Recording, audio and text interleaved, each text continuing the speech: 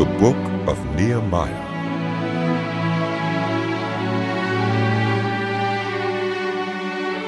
The words of Nehemiah, son of Hakaliah.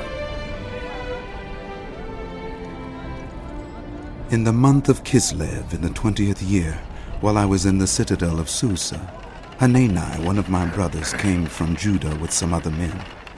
And I questioned them about the Jewish remnant that had survived the exile, and also about Jerusalem. They said to me, "Those who survived the exile and are back in the province are in great trouble and disgrace. The wall of Jerusalem is broken down, and its gates have been burned with fire." When I heard these things, I sat down and wept. For some days I mourned and fasted and prayed before the God of heaven. And then I said, "Lord, the God of heaven, the great and awesome God, who keeps his covenant of love with those who love him and keep his commandments, let your ear be attentive and your eyes open to hear the prayer your servant is praying before you day and night for your servants, the people of Israel. I confess the sins we Israelites, including myself and my ancestral family, have committed against you. We have acted very wickedly toward you. We have not obeyed the commands, decrees, and laws you gave your servant Moses. Remember the instruction you gave your servant Moses, saying, 'If you are unfaithful, I will scatter you among the nations. But if you return to me and obey my commands, then even if your exiled people are at the farthest horizon, I will gather them from there and bring them to the place I have chosen as a dwelling for my name. They are your servants and your people, whom you redeemed by your great strength and your mighty hand. Lord, let your ear be attentive to the prayer of this your servant, and to the prayer of your servants who delight in revering your name. Give your servant success today by granting him favor in the presence of this man." I was cupbearer to the king. In the month of Nisan, in the 20th year of King Artaxerxes, when wine was brought for him, I took the wine and gave it to the king. I had not been sad in his presence before, so the king asked me, "Why does your face look so sad when you are not ill? This can be nothing but sadness of heart." I was very much afraid, but I said to the king, "May the king live forever. Why should my face not look sad when the city where my ancestors are buried lies in ruins and its gates have been destroyed by fire?" The king said to me, "What is it you want?"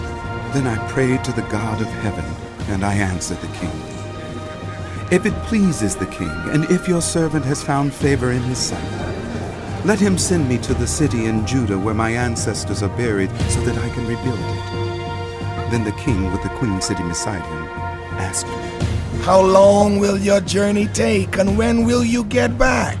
It pleased the king to send me, so I set a time. I also said to him, "If it pleases the king, may I have letters to the governors of Trans-Euphrates, so that they will provide me safe conduct until I arrive in Judah?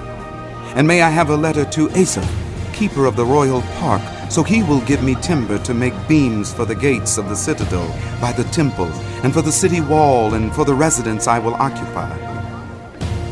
And because the gracious hand of my God was on me, the king granted my requests. So I went to the governors of Trans-Euphrates and gave them the king's letters. The king had also sent army officers and cavalry with me. When Sanballat the Horonite and Tobiah the Ammonite official heard about this, they were very much disturbed that someone had come to promote the welfare of the Israelites. I went to Jerusalem, and after staying there 3 days, I set out during the night with a few others. I had not told anyone what my God had put in my heart to do for Jerusalem. There were no mounts with me except the one I was riding on. By night I went out through the valley gate toward the jackal well and the dung gate, examining the walls of Jerusalem, which had been broken down, and its gates, which had been destroyed by fire. Then I moved on toward the fountain gate and the king's pool, but there was not enough room for my mount to get through. So I went up the valley by night, examining the wall. Finally, I turned back and re-entered through the valley gate. The officials did not know where I had gone or what I was doing, because as yet I had said nothing to the Jews or the priests or nobles or officials or any others who would be doing the work. Then I said to them, "You see the trouble we are in.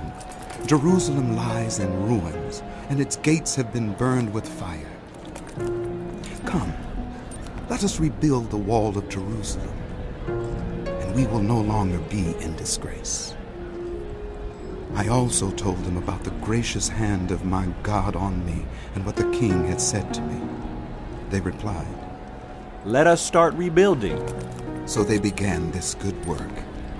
But when Sanballat the Horonite, Tobiah the Ammonite official, and Geshem the Arab heard about it, they mocked and ridiculed us. "What is this you are doing? They asked. Are you rebelling against the king?"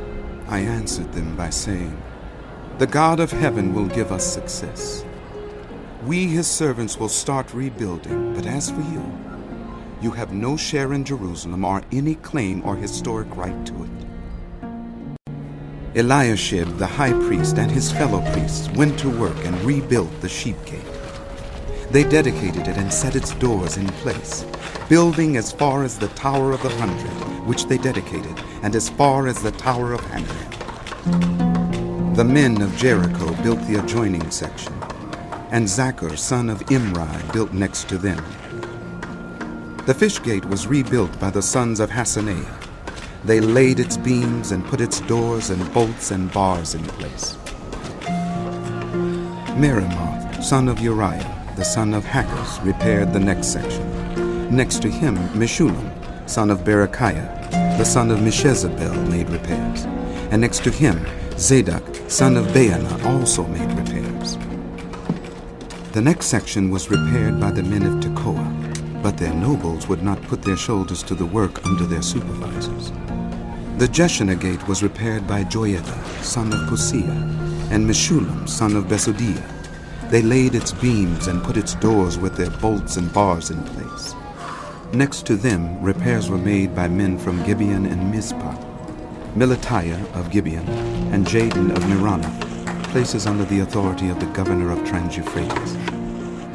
Uzziel, son of Harhaiah, one of the goldsmiths, repaired the next section, and Hananiah, one of the perfume makers, made repairs next to that. They restored Jerusalem as far as the broad wall. Raphaiah, son of Hur, ruler of a half-district of Jerusalem, repaired the next section. Adjoining this, Judaiah, son of Harumaph, made repairs opposite his house, and Hattish, son of Hashabniah, made repairs next to him.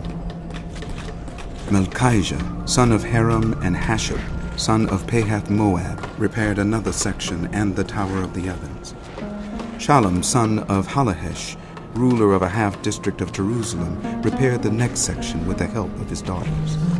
The valley gate was repaired by Hanan and the residents of Zanoah. They rebuilt it and put its doors with their bolts and bars in place. They also repaired 1,000 cubits of the wall as far as the dung gate. The dung gate was repaired by Malchijah, son of Rechab, ruler of the district of Beth-Hakerem. He rebuilt it and put its doors with their bolts and bars in place. The fountain gate was repaired by Shallum, son of Kolhoseh, ruler of the district of Mizpah. He rebuilt it, roofing it over and putting its doors and bolts and bars in place. He also repaired the wall of the pool of Siloam by the king's garden, as far as the steps going down from the city of David. Beyond him, Nehemiah, son of Azbuk, ruler of a half-district of Beth-zur, made repairs up to a point opposite the tombs of David, as far as the artificial pool and the house of the heroes. Next to him, the repairs were made by the Levites under Reuel, son of Bani. Beside him, Hashabiah, ruler of half the district of Keilah, carried out repairs for his district. Next to him, the repairs were made by their neighbors under Binnui, son of Henadad, ruler of the other half-district of Keilah. Next to him, Ezur, son of Jeshua, ruler of Mizpah, repaired another section. from a point facing the ascent to the armory as far as the angle of the wall. Next to him, Barak, son of Zabbai, zealously repaired another section, from the angle to the entrance of the house of Eliashib, the high priest. Next to him, Meremoth, son of Uriah, the son of Hakaz, repaired another section, from the entrance of Eliashib's house to the end of it. The repairs next to him were made by the priests from the surrounding region. Beyond them, Benjamin and Hashab made repairs in front of their house, and next to them, Azariah, son of Maaseiah, the son of Ananiah, made repairs beside his house.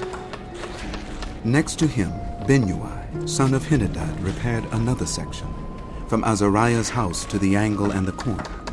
And Palal, son of Uzai, worked opposite the angle and the tower projecting from the upper palace near the court of the guard. Next to him, Pedaiah, son of Parosh, and the temple servants living on the hill of Ophel, made repairs up to a point opposite the water gate toward the east and the projecting tower. Next to them, the men of Tekoa repaired another section, from the great projecting tower to the wall of Ophel. Above the horse gate, the priest made repairs, each in front of his own house.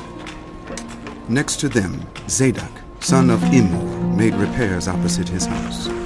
Next to him, Shemaiah, son of Shechaniah, the guard at the east gate, made repairs.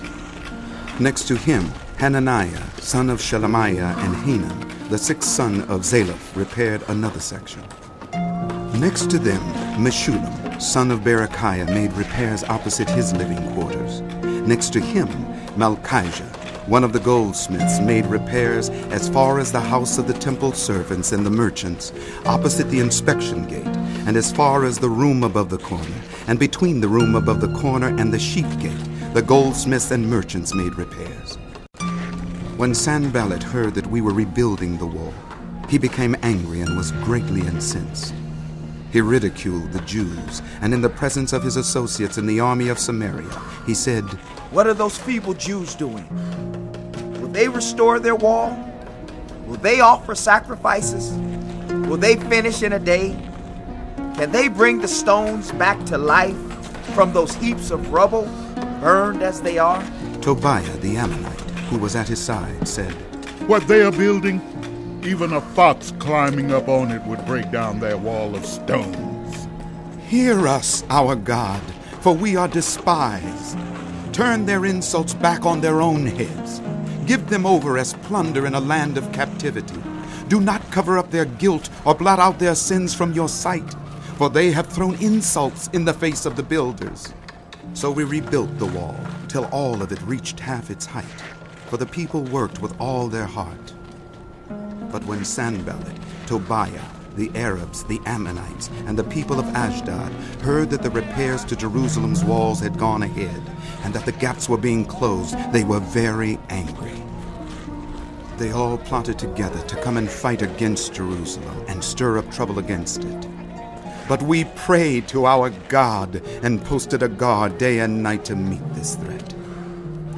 Meanwhile, the people in Judah said, The strength of the laborers is giving out, and there is so much rubble that we cannot rebuild the wall. Also, our enemies said, Before they know it or see us, we will be right there among them and will kill them and put an end to the work. Then the Jews who lived near them came and told us 10 times over, Wherever you turn, they will attack us. Therefore, I stationed some of the people behind the lowest points of the wall at the exposed places, posting them by families with their swords, spears, and bows. After I looked things over, I stood up and said to the nobles, the officials, and the rest of the people, Don't be afraid of them. Remember the Lord, who is great and awesome, and fight for your people, your sons and your daughters, your wives and your homes. When our enemies heard that we were aware of their plot and that God had frustrated it, we all returned to the wall, each to our own work. From that day on, half of my men did the work, while the other half were equipped with spears, shields, bows, and armor. The officers posted themselves behind all the people of Judah who were building the wall. Those who carried materials did their work with one hand, and held a weapon in the other. And each of the builders wore his sword at his side as he worked. But the man who sounded the trumpet stayed with me. Then I said to the nobles, the officials, and the rest of the people, "The work is extensive and spread out, and we are widely separated from each other along the wall. Wherever you hear the sound of the trumpet, join us there. Our God will fight for us." So we continued the work, with half the men holding spears, from the first light of dawn till the stars came out. At that time I also said to the people, "Have every man and his helper stay inside Jerusalem at night, so they can serve us as guards by night and as workers by day." Neither I, nor my brothers, nor my men, nor the guards with me took off our clothes. Each had his weapon, even when he went for water.